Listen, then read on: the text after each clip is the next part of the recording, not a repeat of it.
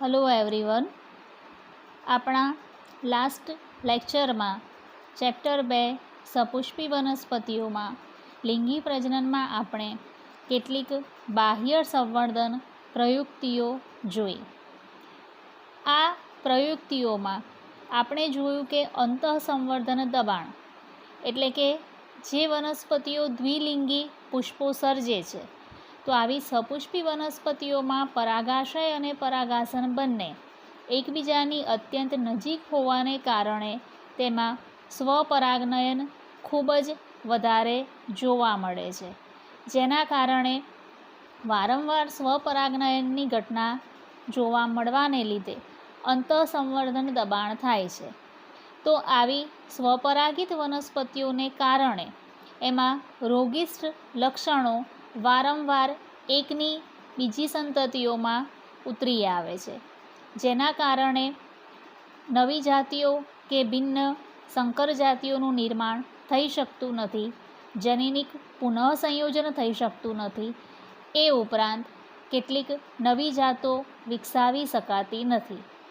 તો હવે આ માટે કેટલીક વનસ્પતિઓ દ્વારા સ્વપરાગનયનમાં અવરોધ ઊભો કરવામાં આવે છે, અને આવી બાહ્ય સંવર્ધન જે પ્રયુક્તિઓ છે તેમાં આપણે પૃથકતા, પરાગાશય અને પરાગાસનના જુદા સ્થાન, સ્વ અસંગતતા અને એકલિંગી પુષ્પો ઉત્પન્ન કરવા જેવી વિવિધ પ્રયુક્તિઓ જોઈ.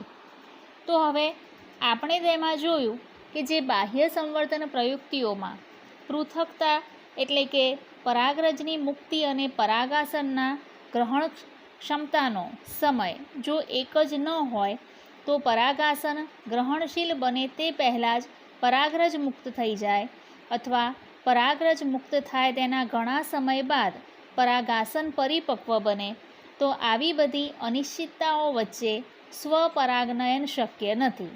એટલે કે પૃથકતા દર્શાવાય છે. દાખલા તરીકે પામ્સ જાતિની કેટલીક વનસ્પતિઓ કે જેમાં દ્વિલિંગી પુષ્પો સર્જન થતા હોવા છતાં સ્વ અસંગતતા થવાને કારણે પૃથકતા જોવા મળે છે, અને જેના કારણે તેમાં સ્વપરાગિત થવું અશક્ય બને છે.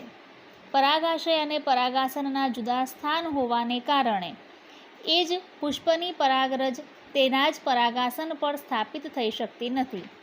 આવી વનસ્પતિઓમાં મોટે ભાગે પરાગાસન ઊંચા સ્થાનોએ અને એના પરાગાશય નીચા સ્થાને આવેલા હોય છે, જેમ કે કેટલીક પ્રિમ્યુલા રોઝ નામની વનસ્પતિ.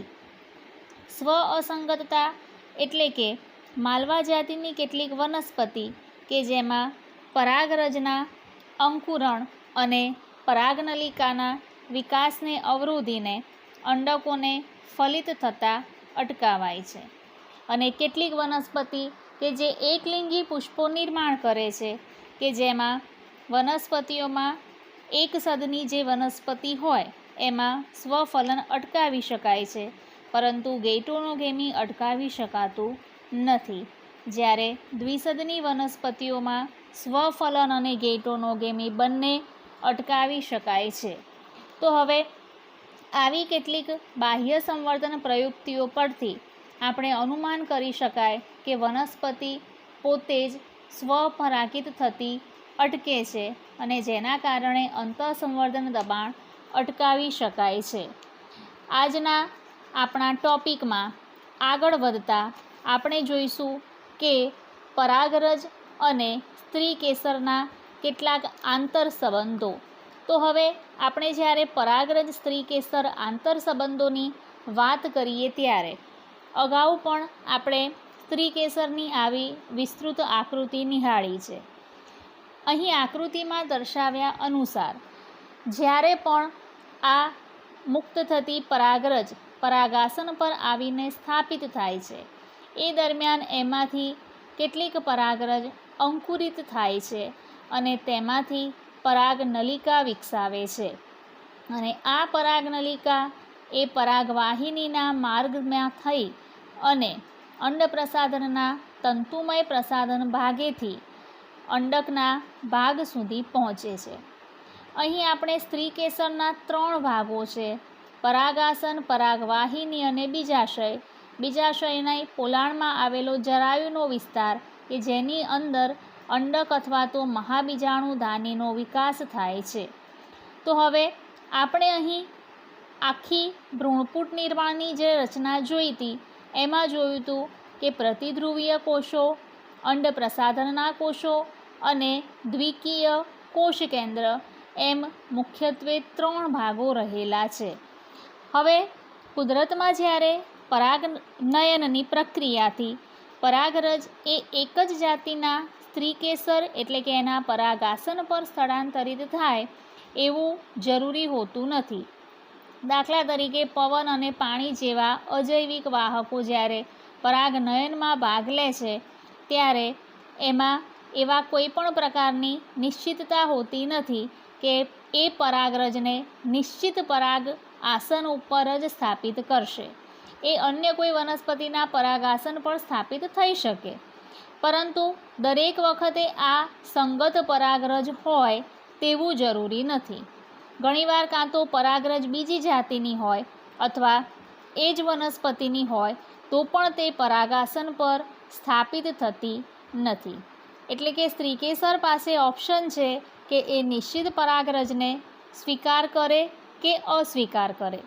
તો હવે એની પાસે વિવિધ પ્રકારના આવા ઘટકો હોય કે જે પરાગરજનો સ્વીકાર કે અસ્વીકાર કરવા માટેની ક્ષમતા ધરાવે છે. જો પરાગરજ અસંગત હોય તો સ્ત્રીકેસર પરાગરજને સ્વીકારે છે. એનો મતલબ કે જો પરાગરજ અસંગત હોય તો સ્ત્રીકેસર પરાગરજને સ્વીકારે, પરંતુ એમાં પશ્વ પરાગનયનની ઘટનાઓ જોવા મળતી નથી. તો હવે અહીં આપણે જોવા મળે છે તેમ કે જો પરાગરજ અસંગત હશે તો સ્ત્રીકેસર પરાગરજનો અસ્વીકાર કરશે કે જેથી પરાગરજનું અંકુરણ પરાગાસન પર થતું નથી.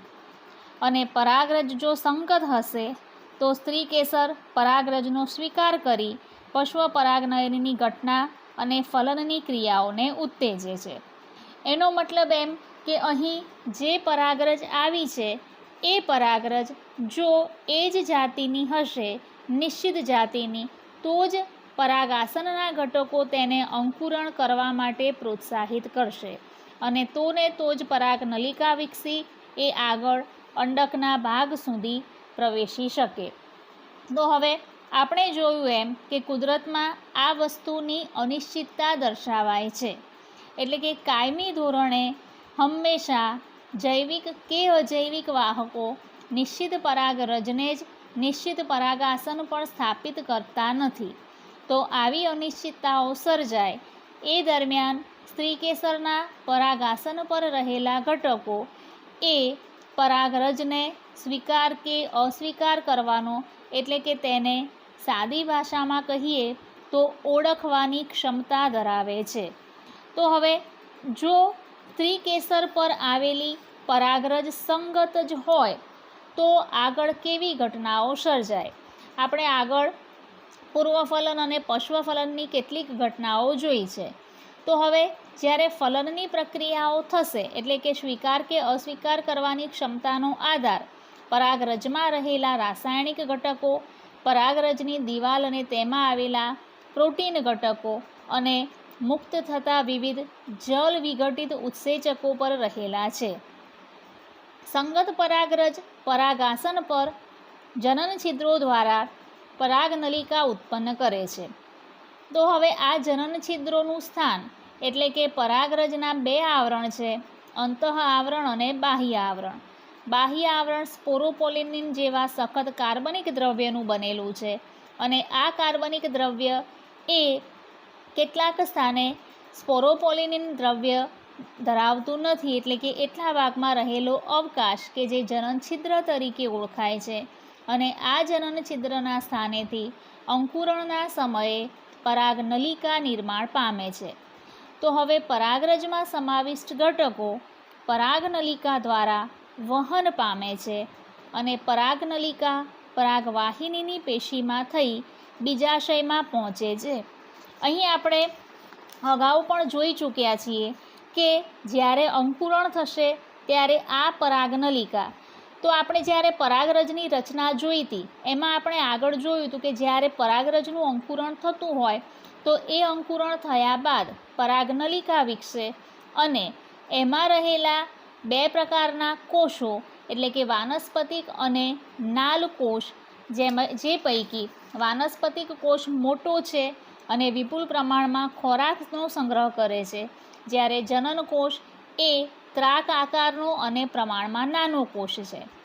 સૌપ્રથમ જ્યારે અસમ વિભાજનથી બે પ્રકારના કોષો અસ્તિત્વમાં આવ્યા હતા, એક વાનસ્પતિક અને બીજો જનન કોષ, પરંતુ ત્યારબાદ એ જનન કોષનું સમવિભાજન થતાં બે એકકીય નરજન્યુઓ નિર્માણ પામે છે અને આ નરજન્યુઓ એ પરાગનલિકા દ્વારા વહન પામી બીજાશયના પોલાણમાં પહોંચે છે.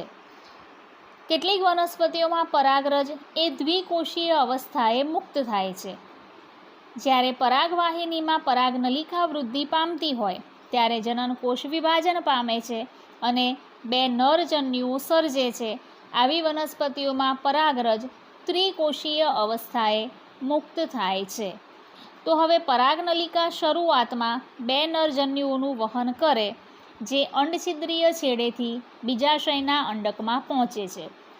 તો હવે આ જે અંડછિદ્રીય છેડો જે છે, તો હવે આ અંડછિદ્રનો છેડો એટલે કે તંતુમય પ્રસાધનના ભાગેથી નરજન્યુઓનું વહન છેક અંડકના ભાગ સુધી થશે અને ત્યાંથી તંતુમય ઘટકો દ્વારા સહાયક કોષોમાં દાખલ થાય છે. તંતુમય ઘટકો પરાગનલિકાને સહાયક કોષોમાં પહોંચવાના માર્ગ અંગેનું માર્ગદર્શન આપે છે. આ બધી જ ઘટનાઓ પરાગરજનું પરાગાસન પર સ્થાપન થવાથી લઈને પરાગનલિકાના અંડકમાં પ્રવેશને સામૂહિક રીતે પરાગરજ સ્ત્રીકેસર આંતરક્રિયા કહે છે. તો હવે આપણને પ્રશ્ન થાય કે પરાગરજ સ્ત્રીકેસર આંતરક્રિયા એટલે શું?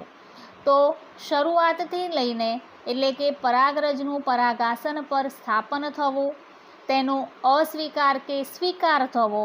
જો સ્વીકાર થાય છે તો જનનછિદ્રના ભાગેથી પરાગનલિકાનું નિર્માણ થવું.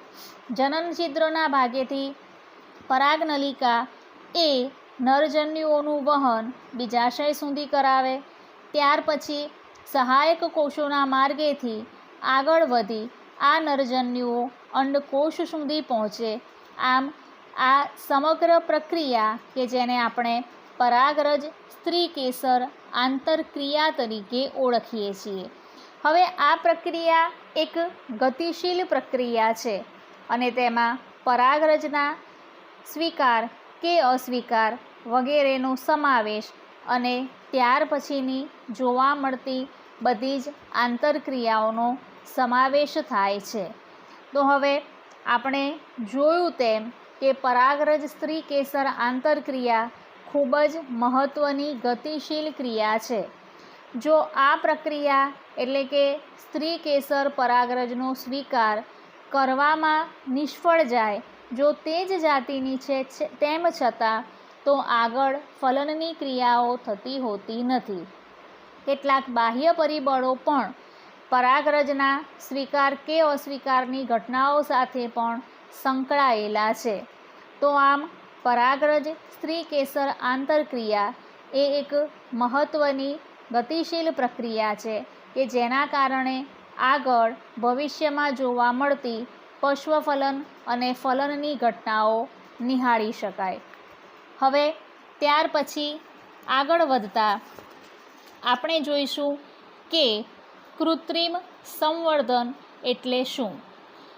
તો હવે આપણે જોયું કે જે સપુષ્પી વનસ્પતિઓ હોય અને એમાં પણ જો દ્વિલિંગી પુષ્પો જોવા મળતા હોય, તો આવા દ્વિલિંગી પુષ્પોના કારણે તેમાં ખૂબ જ સરળતાથી સ્વફલન જોવા મળે છે.